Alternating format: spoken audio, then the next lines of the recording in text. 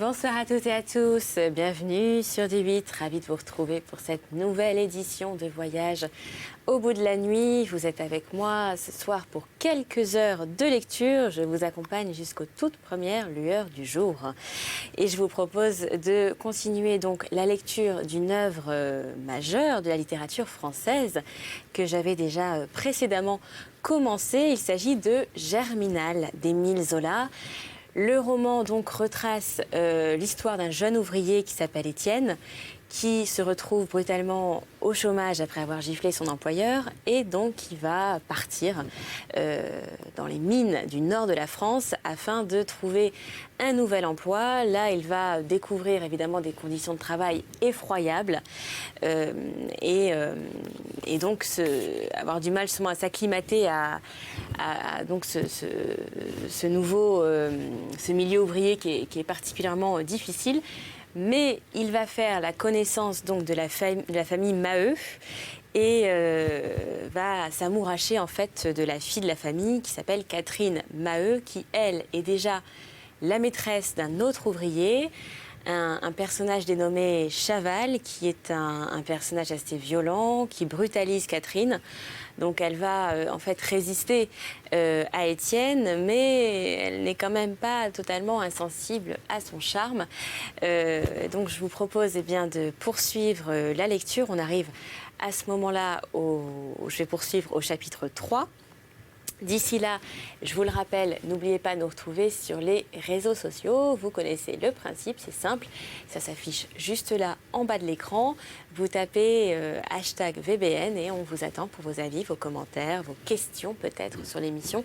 Vous m'écrivez, je vous répondrai avec grand plaisir. Mais pour l'heure, eh bien, on se replonge dans l'atmosphère gris, froid, plus que réaliste des corons, des mines du Nord-Pas-de-Calais avec Germinal d'Émile Zola. Restez avec nous, c'est tout de suite sur D8. Très belle nuit à toutes et à tous.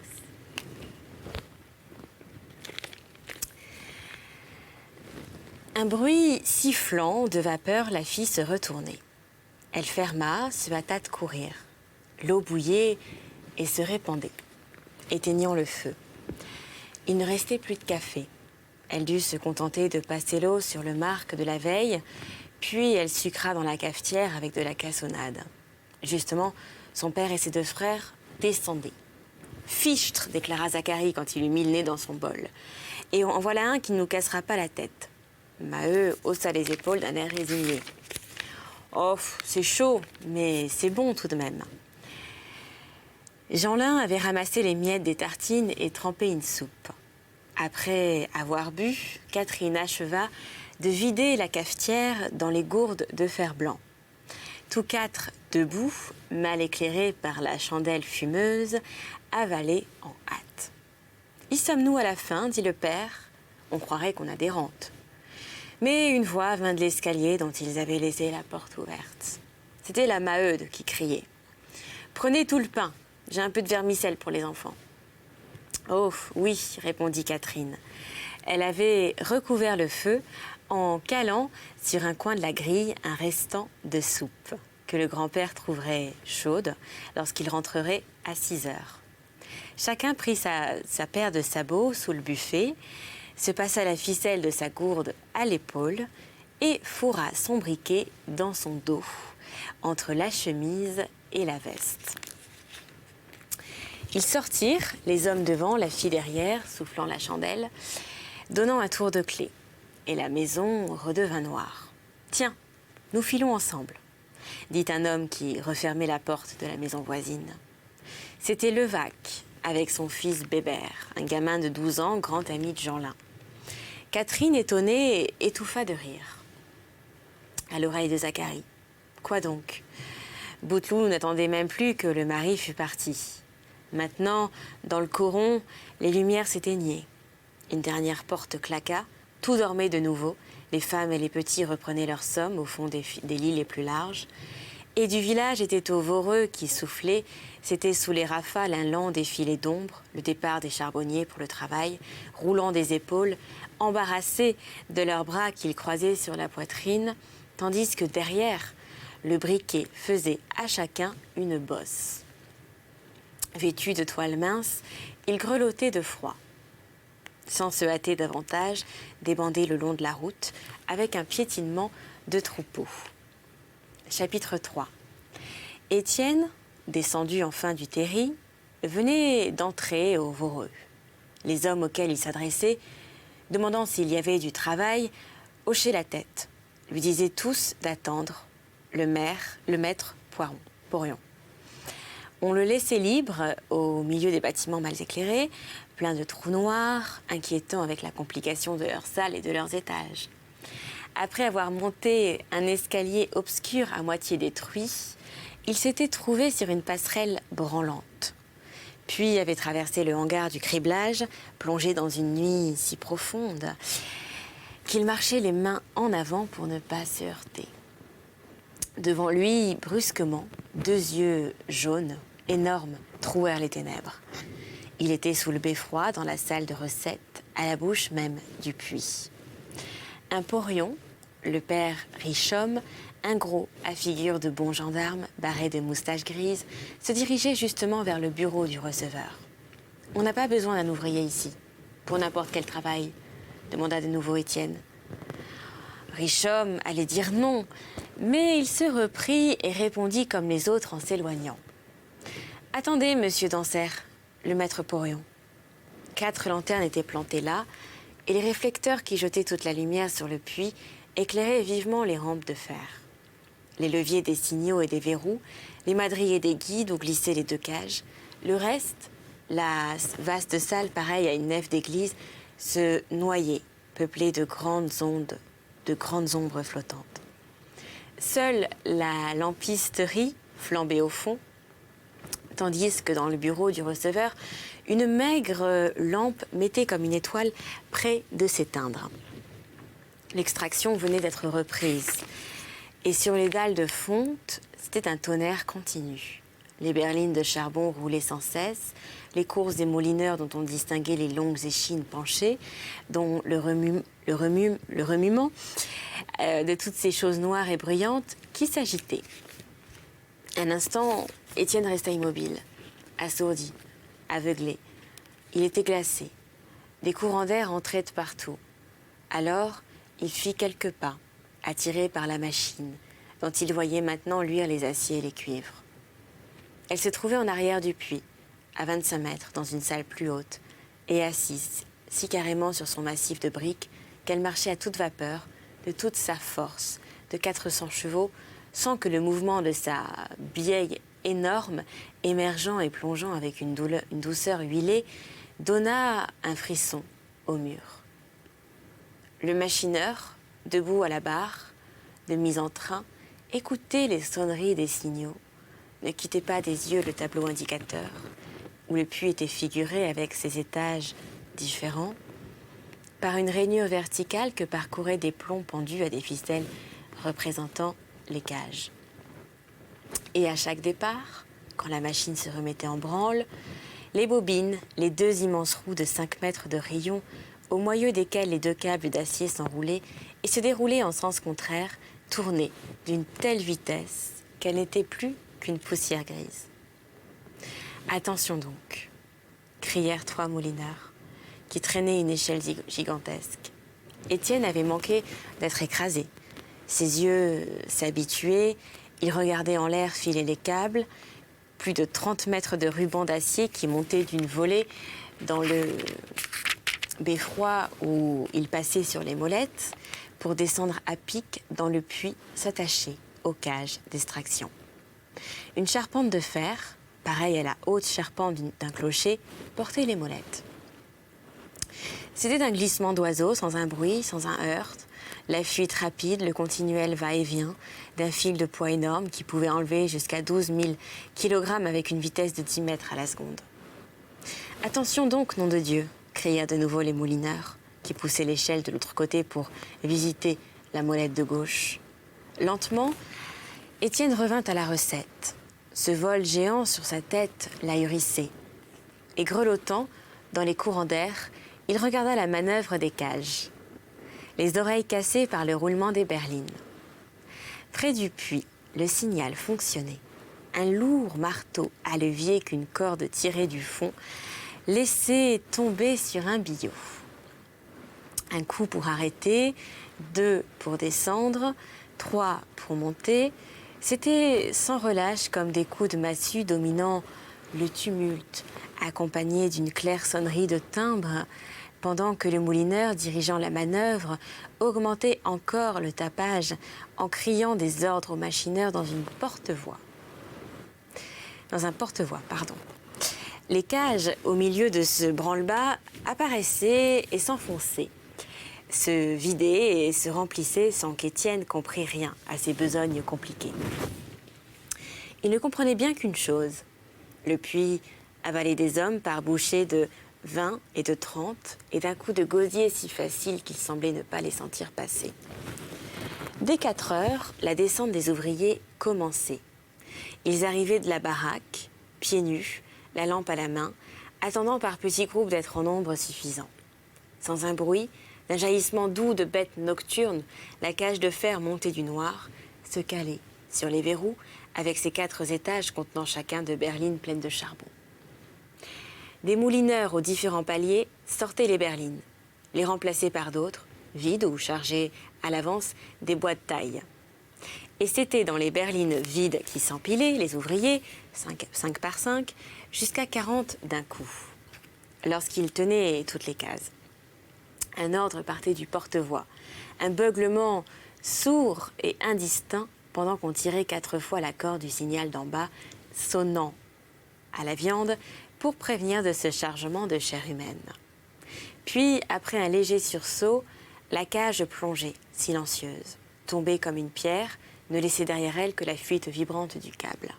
« C'est profond ?» demanda Étienne à un mineur qui attendait près de lui, l'air somnolent. « 550 mètres », répondit l'homme. « Mais il y a 4 accrochages au-dessus, le premier à 320. » Tous deux se turent, les yeux sur le câble qui remontait. Étienne reprit.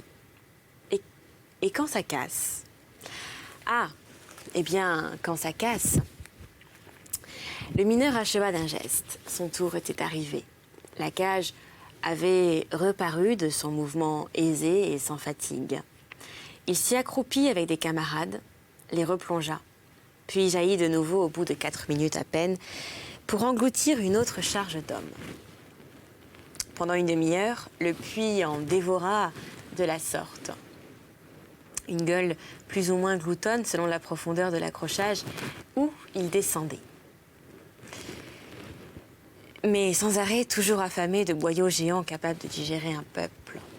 Cela s'emplissait encore, et les ténèbres restaient mortes. La cage montait du vide dans le même silence vorace. Étienne, à la longue, fut repris du malaise qu'il avait éprouvé déjà sur le terri. Pourquoi s'entêter? Ce maître, Porion le congédierait comme les autres. Une peur vague le décida brusquement. Il s'en alla. Il ne s'arrêta dehors que devant le bâtiment des générateurs. La porte, grande ouverte, laissait voir 7 chaudières à 2 foyers. Au milieu de la buée blanche, dans le sifflement des fuites, un chauffeur était occupé à charger un des foyers dont l'ardente fournaise se faisait sentir jusque sur le seuil. Le jeune homme, heureux d'avoir chaud, s'approchant lorsqu'il rencontra une nouvelle bande de charbonniers qui arrivaient à la fosse. C'étaient les Maheu et les Levaque. Quand il aperçut, en tête, Catherine, avec son air doux de garçon, l'idée superstitieuse lui vint de risquer une dernière demande. « Dites donc, camarade, on n'a pas besoin d'un ouvrier pour n'importe quel travail ?» Elle le regarda la surprise d'un air effrayé de cette voix brusque qui sortait de l'ombre. Mais derrière elle, Maheu avait entendu. Et il répondit. Il causa, un instant. « Non, on n'a besoin de personne. » Ce pauvre diable d'ouvrier perdu sur les routes l'intéressait. Lorsqu'il le quitta, il dit aux autres. « Hein? Mais on pourrait être comme ça. Faut pas se plaindre. Tous n'ont pas du travail à crever. » La bande entra et alla droit à la baraque. Vaste salle, grossièrement crépie, entourée d'armoires que fermaient des cadenas. Au centre, une cheminée de fer, une sorte de poêle sans porte, était rouge, si bourrée de houille incandescente que des morceaux craquaient et déboulaient sur la terre battue du sol. La salle ne se trouvait éclairée que par ce brasier, dont les reflets sanglants dansaient le long des boiseries crasseuses jusqu'au plafond sali d'une poussière noire. Comme les Maheu arrivaient, des rires éclataient dans la grosse chaleur. Une trentaine d'ouvriers étaient debout, le dos tourné à la flamme, se rôtissant d'un air de jouissance. Avant la descente, tous venaient ainsi prendre et emporter dans la peau un bon coup de feu, pour braver l'humidité du puits. Mais ce matin-là, on s'égayait davantage, on plaisantait la Mouquette, une herscheuse de 18 ans, bonne fille, dont la gorge et le derrière énorme crevaient la veste et la culotte. Elle habitait Réquillart avec son père, le vieux Mouque, palefrenier, et Mouquet, son frère, moulineur. Seulement, les heures de travail n'étant pas les mêmes, elle se rendait seule à la fosse. Au milieu des blés en été, contre un mur en hiver, elle se donnait du plaisir en compagnie de son amoureux de la semaine. Toute la mine y passait, une vraie tournée de camarades, sans autre conséquence.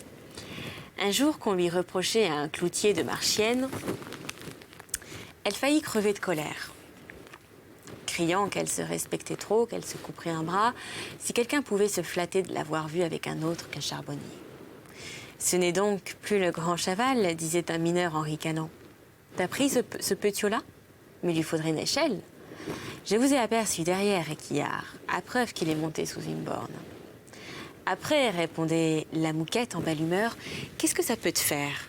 On ne t'a pas appelé pour que tu pousses. Et cette grossièreté, bon enfant, redoublait les éclats des hommes qui enflaient leurs épaules à demi cuites par le poêle.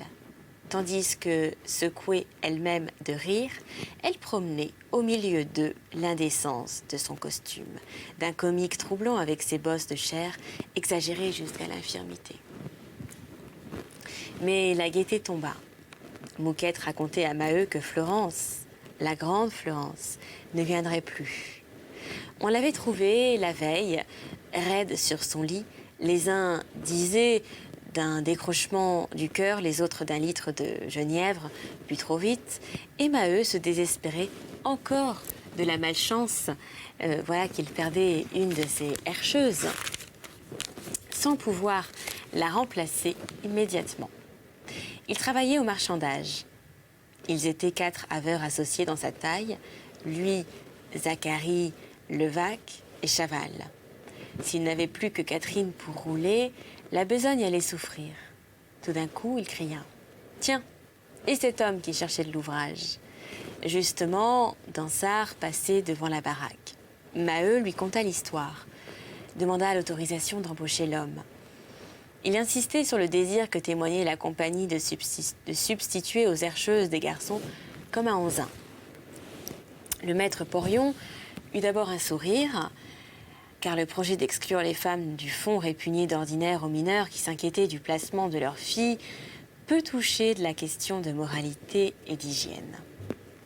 Enfin, après avoir hésité, il permit, mais en se réservant de faire ratifier sa décision par M. Négrel, l'ingénieur. « Ah, bien, déclara Zacharie.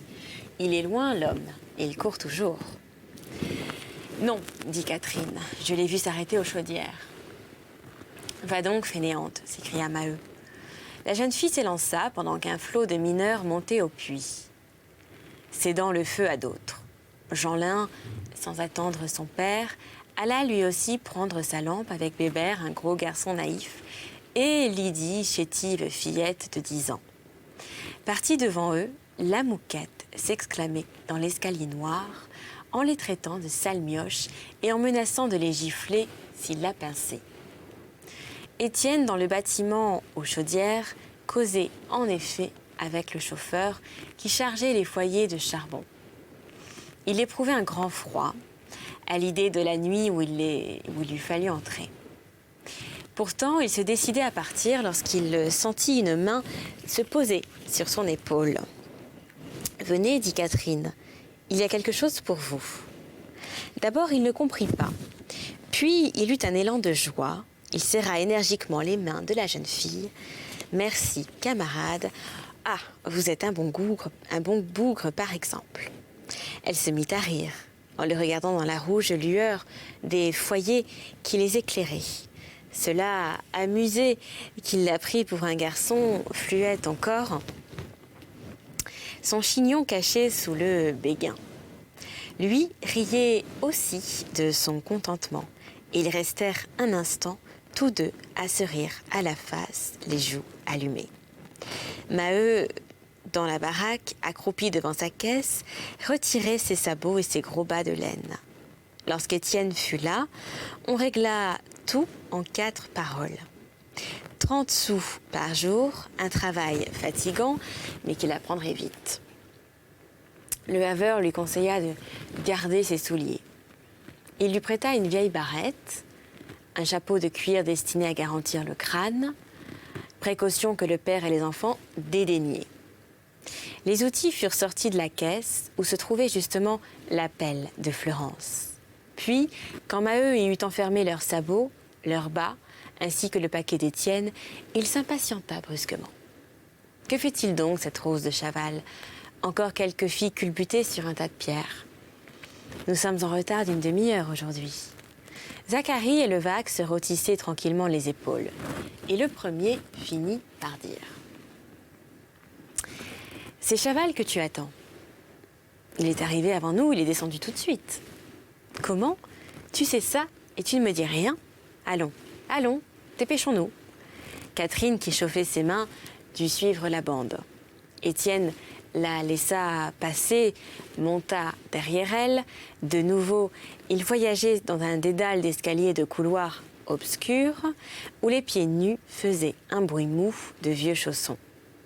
Mais la lampisterie flamboya, une pièce vitrée emplie de râteliers qui alignaient par étage des centaines de lampes Davy visitées, lavées de la veille, allumées comme des cierges au fond d'une chapelle ardente. Au guichet, chaque ouvrier prenait la sienne, poinçonnait à son chiffre, puis il examinait, la fermait lui-même, pendant que le marqueur assis à une table inscrivait sur le registre l'heure de la descente. Il fallut que Maheu intervint pour la rampe de son nouveau Herrscher. Il y avait encore une précaution. Les ouvriers défilaient devant un vérificateur qui s'assurait si toutes les lampes étaient bien fermées. « Fichtre, il ne fait pas chaud ici », murmura Catherine grelottante. Étienne se contenta de hocher la tête. Il se retrouvait devant le puits, au milieu de la vaste salle, balayée de courants d'air. Certes, il se croyait brave, et pourtant une émotion désagréable le serrait à la gorge. Dans le tonnerre des berlines, les coups sourds des signaux, le beuglement étouffé du porte-voix, en face du vol continu de ces câbles, déroulés et enroulés à toute vapeur par les bobines de la machine, les cages montaient, descendaient avec leur glissement de bêtes de nuit, engouffraient toujours des hommes que la gueule du trou semblait boire. C'était son tour maintenant. Il avait très froid. Il gardait un silence nerveux qui faisait ricaner Zacharie et Levaque, car tous deux désapprouvaient l'embauche de cet inconnu, Levaque surtout, blessé de n'avoir pas été consulté. Aussi, Catherine fut-elle heureuse d'entendre son père expliquer les choses au jeune homme. Regardez au-dessus de la cage. Il y a un parachute, des crampons de fer qui s'enfoncent dans les guides en cas de rupture. Ça fonctionne ? Oui, oh, pas toujours. Le puits est divisé en 3 compartiments fermés par des planches, du haut en bas, au milieu, les cages, à gauche, le goyot des échelles. Ce sera tout pour cet épisode, mais on se retrouve prochainement pour la suite des aventures d'Étienne et du roman Les Germinal d'Émile Zola Avant tout, n'oubliez pas qu'on vous attend, toute l'équipe de Voyage au bout de la nuit, pour vos avis, vos commentaires, vos questions, vos impressions sur l'émission. C'est simple, vous connaissez le principe. Ça s'affiche juste en bas de l'écran. Vous tapez hashtag VBN. Mais pour l'heure, eh bien, je vous souhaite une très belle fin de soirée ou une très bonne nuit avec nous sur D8. À très bientôt.